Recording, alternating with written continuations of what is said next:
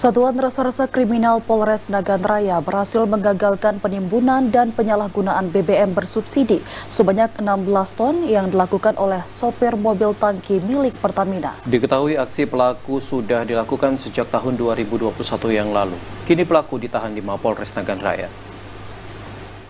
Seorang sopir mobil tangki Pertamina diamankan kepolisian Polres Nagan Raya setelah kedapatan menjual BBM secara ilegal kepada penimbun.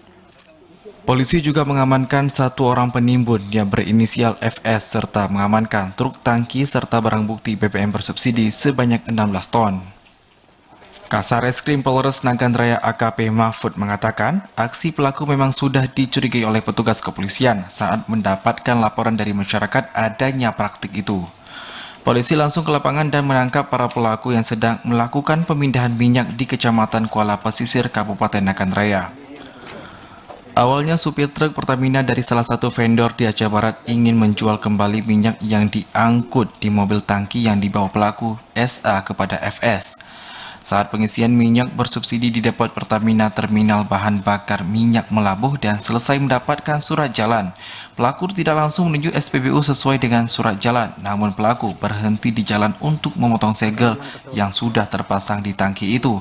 Kemudian pelaku memindahkan BBM ke pelaku lainnya yang berinisial SA menggunakan alat bantu ember. Setelah itu, SA kembali memasang segel yang sudah dipotong dan kembali melanjutkan perjalanan menuju SPBU sesuai dengan surat jalan yang diterimanya. Telah melakukan kegiatan tersebut lebih kurang sejak tahun 2021. Berarti berapa tahun? Dari keterangan tersangka bahwa pembeli minyak tersebut adalah saudara Faisal, sudah kita amankan juga, kan? Diduga telah melanggar, yang bersangkutan kedua-duanya melanggar pasal undang-undang Pasal 55 Undang-Undang Republik Indonesia tahun 2022, tahun 2021 tentang minyak dan gas bumi. Hingga kini kedua pelaku masih dalam pemeriksaan aparat kepolisian. Kedua pelaku akan dikenakan sanksi sesuai undang-undang berlaku. Dari Nagan Raya, Aziz Saputra TVRI Aceh melaporkan.